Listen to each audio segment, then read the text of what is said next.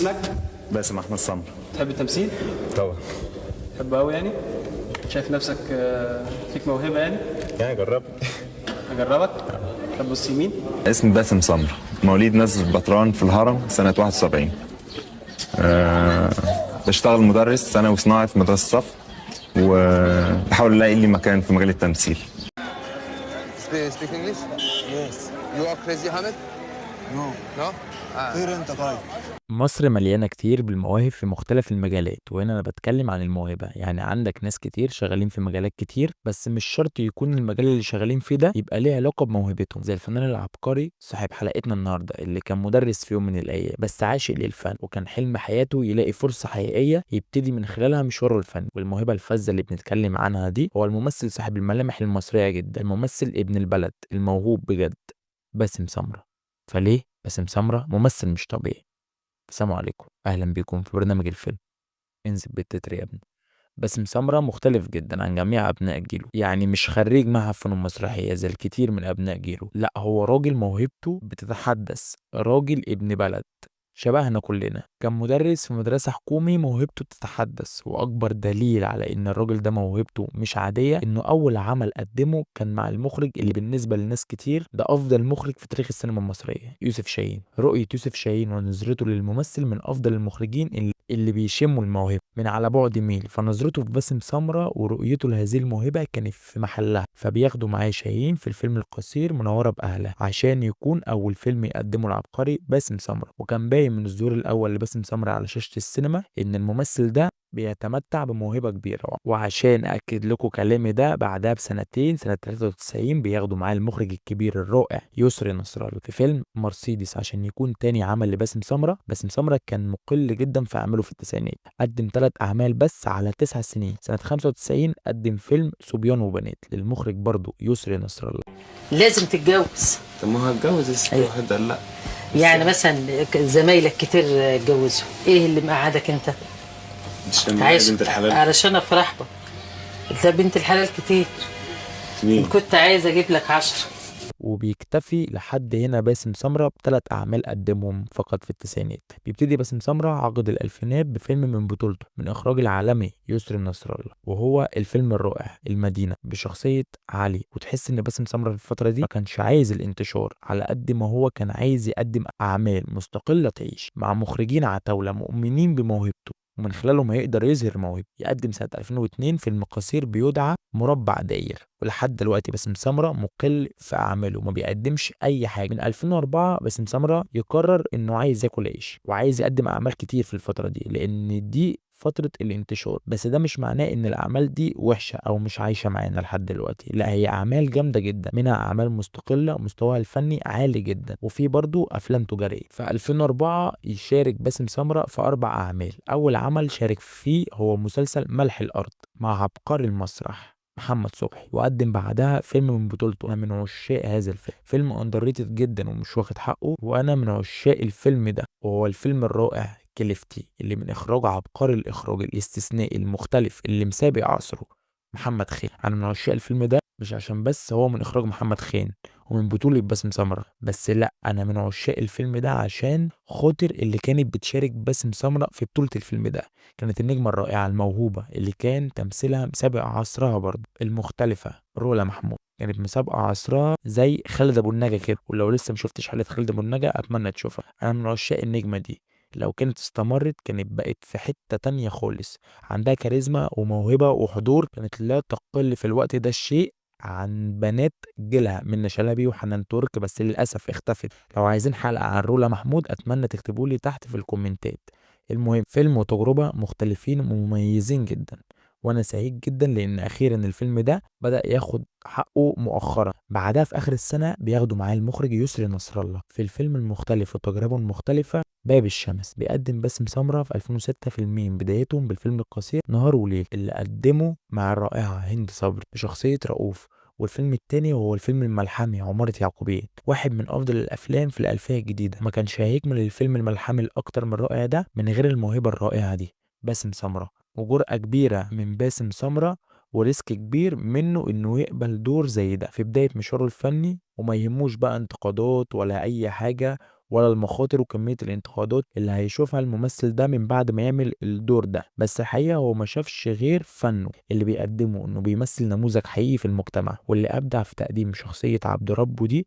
الحقيقة مستحيل تشوف حد في الدور ده غير باسم سمرة، وهو عمله على اكمل وجه. الحقيقة بعدها في 2007 بيقدم دور صغير كده في فيلم أنا مش معاهم، دور إبراهيم الحلواني، ولفت بيه الانتباه جدا. بعدها بيظهر كضيف شرف في فيلم الشبح، بس علق معاك جدا ولسه معلق معاك لحد دلوقتي. قال أشهر إفيه في الفيلم كله: هو كده الموهوب طلته بتبقى غير أي طلة، لازم يسيب لك بصمة وأثر، ما ينفعش طلته تبقى عادية. ومن ساعتها باسم سمرة كل ما يطلع ضيف شرف لازم يعلق معاك. مش طلع له نهار. ايوه ايوه ايوه ايوه، الحمد لله على السلامه.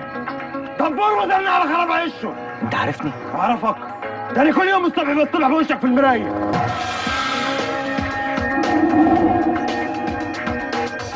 معلش يا دكتور. معلش، هو كده دلوقتي مين معلش يا روح امك؟ سواء بقى في فيلم الشبح او فيلم بيبو وبشير او عباس الجن في ولاد رزق اللي كان اعلى كاريزما في الفيلم كله، وظهر في كام مشهد في بيبو وبشير، وظهر في كام مشهد بس كده حط على ولاد رزق كلهم. فهو ده باسم سمرة السهل الممتنع. بيقدم بعدها باسم سمرة دور قوي جدا ورائع جدا في الجزيرة بدور حسن الحفني. باسم سمرة من افضل الممثلين اللي تشوفهم بيتقنوا اللكنة الصعيدي في كل حاجة. في دور حسن الحفني كانت معمولة باحترافية كبيرة جدا من باسم سمرة. سنة 2008 قدم دور صغير كده في فيلم الوعد بدور عرنوس، بس كان دور مؤثر جدا في الفيلم برغم صغر حجمه. وقدم في نفس السنة فيلم اندرريتد جدا ومش واخد حقه، فيلم الغابة بشخصية التوربيني. قدم باسم سمرة سنة 2009 أعمال كتير، بس أهم 4 أعمال منهم كان مسلسل حكايته بنعيشها مع ليلى علوي بدور رفعت عبد التواب، ودور حسن الحشاش في فيلم الفرح اللي أبدع فيه باسم سمرة وساب بصمة كبيرة جدا جوه كل واحد اتفرج على الفيلم ده، واستكاست مليء بالنجوم العتاولة. وقدم دور هلس جدا في فيلم هابط، بس أنا هذكره لأجل إن في أطفال كتير أوي بتحب الدور ده والفيلم ده عموما، وهو دور جاد الرب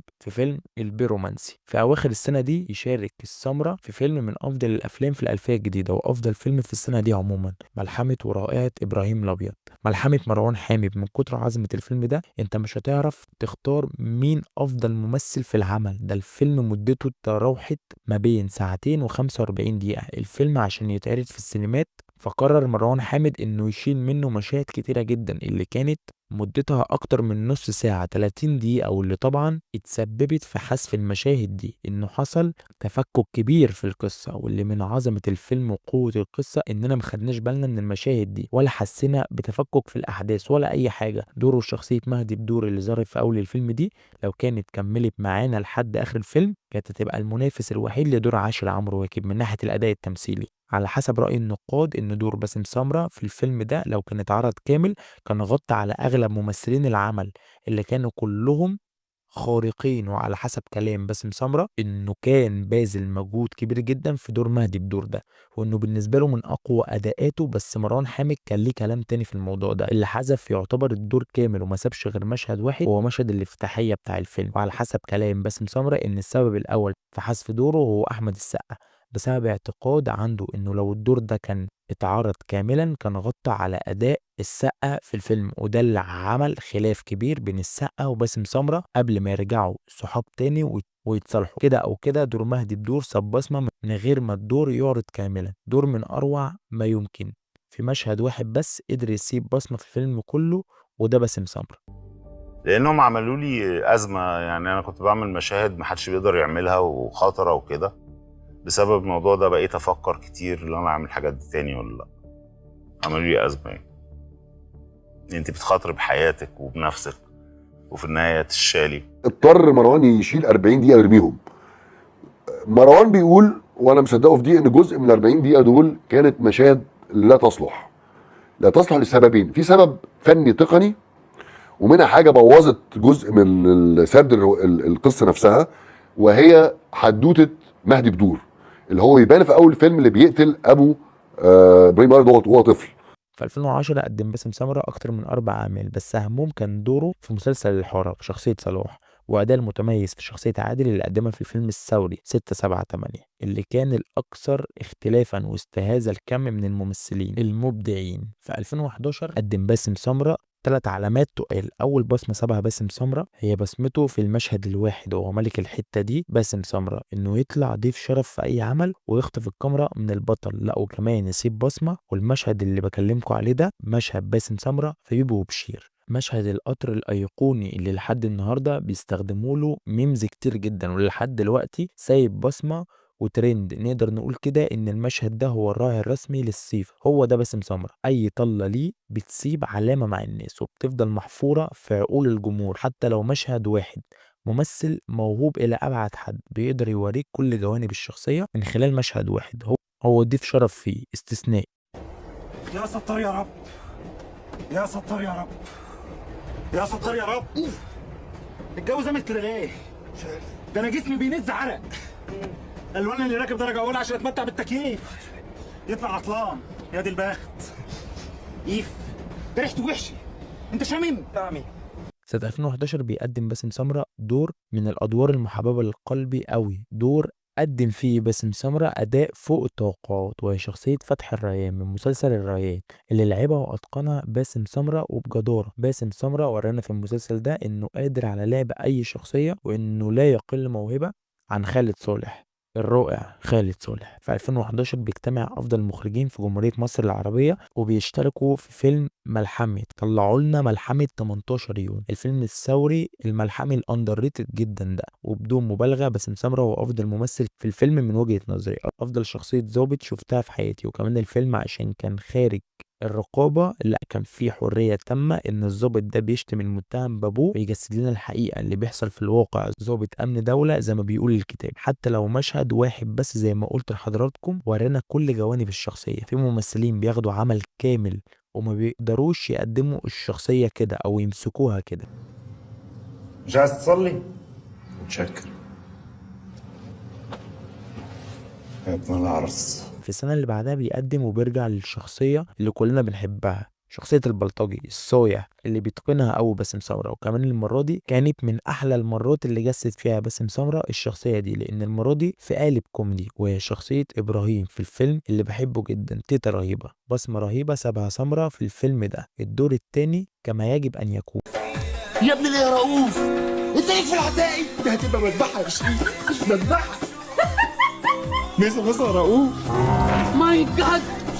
جرايه يا موز، بدخل مع صحباتي. اسالك تسال كبير المنطقه ايه اللي دخلك؟ هو معاه حق. لما انت تتكلم وانا واقف يبقى لازمتي ايه؟ الراجل بيسال ايه دخل؟ هقول لك احنا فيلم كده ولا ايه؟ في كده كمان وكده كمان. ليه العنف ده يا استاذ؟ انتوا جايين لمين يالا؟ مين اسمها ايه؟ منار جايين لمنار. منار مليون. انت ما فيش العالم كلها الا منار اختك كريمه. يا نهار اسود. في نفس السنة بيقدم دور استثنائي وفيلم رائع اندريتد جدا، وهو فيلم بعد الموقعة، أداء عالمي من جميع كاست هذا العمل. في 2013 بيقدم شخصية بالنسبة للبعض هي أفضل شخصية لباسم سمرة على الإطلاق، وهي شخصية عبد المجيد حسنين أو عبد المجيد أوف كورس في المسلسل الملحمي الرائعة التلفزيونية اللي بالنسبة لي واحدة من أفضل الروائع الدرامية في التاريخ، هو مسلسل بنت اسمها زيت. باسم سمرة هنا قدم دور لا يقل عن أداء ممثل عالمي بتجسيده وتقمصه للشخصية من أروع ما يمكن.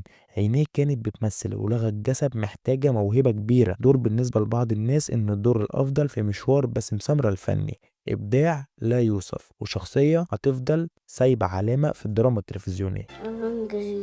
الله أكبر الله أكبر يا زين. تعال قول لماما أنت بتقول إيه يا حبيبي؟ بتقول إيه؟ بيقولها يا مانجر بيتكلم إنجليزي. الله أكبر حبيب أبوك حبيب أبوك. المطرح جينيس ده. من 2013 وباسم سمرة بدأ يميل للأعمال التجارية أكتر، ومن 2013 لحد يومنا هذا ما شاركش في أعمال مستواها الفني عالي غير في حاجات قليلة. من 2013 قدم مسلسل الوالدة باشا، والعمل التجاري وش سجون، ومسلسل صديق العمر، وفيلم حلاوة روح، وفيلم جمهورية إمبابة. أعلى عمل في الفترة دي من ناحية إنه عمل فني عالي هو مسلسل بين السرايات. باسم سمرة تفوق على نفسه في شخصية مخلص دي. باسم سمرة تفوق على نفسه في المسلسل ده وقدم شخصية بعيدة كل البعد عن باسم سمرة، وهو ما قدمهاش قبل كده، اللي هي شخصية مخلص دي. وأعمال بقى تانية زي الفيلم اللي بحبه جدا المأوى الخضراء والوجه الحسن اللي كان مختلف جدا، ومسلسل الكيف اللي قدم فيه برضه باسم سمرة دور عالمي شخصية مزاجنجي وكان قد التوقعات. سنة 2017 بيشارك في فيلم من وجهة نظري هو كان الحاجة الوحيدة الجميلة فيه، وهو دور سعيد الأحمر في عنتر ابن شداد. في 2019 بيشارك باسم سمرة كضيف شرف في ولاد رزق الجزء الثاني بشخصية عباس الجن. ولما اقول لك باسم سمرة ضيف شرف تعرف على طول ان مجرد ظهوره بس بكاريزمته الطاغية هيغطي على الكل. وقد كان شخصية عباس الجن دي لو جيتوا بصيتوا عليها هي بولاد رزق كلهم. يعني المخرج عشان يجيب حد منافس لولاد رزق جاب باسم سمرة يقدم الدور ده لوحده، قادر يعيشك انه لوحده قد ولاد رزق. بصمة عالمية من باسم سمرة. من بعد 2020 لسه باسم سمرة بيقدم ادوار عالمية بأداء تمثيلي جبار، وادواره القوية في اخر 5 سنين اللي قدم فيها باسم سمرة اداء قوي وساب فيها بصمة هي شخصية عادل في منورة بأهلها، وشخصية جمال الوكيل الجبارة في مسلسل منعطف خطر، ودور المعلم هلال في بطن الحوت، وشخصية عزوز في بابا المجال اللي كسرت الدنيا وكان أداء قوي جدا من باسم سمرة. شخصية عيسى الوزان اللي بقت خلاص أيقونية في مسلسل العتاولة. في شخصيتين عاجبني جدا قدم فيهم سمرة أداء جامد أوي، وهي شخصيته في اللعب مع العيال ودور اللواء وائل القردي في سيكو سيكو، ودي كانت آخر علامة سابها باسم سمرة حقيقية. أتمنى المزيد من التألق والإبداع لواحد من أتقل المواهب في آخر 35 سنة، باسم سمرة. وبس كده، انزل اعمل بقى لايك واشتراك والحاجات الجميلة دي. كان معاكم يوسف وائل من برنامج الفيلم. انزل بدأت النهاية يا ابني.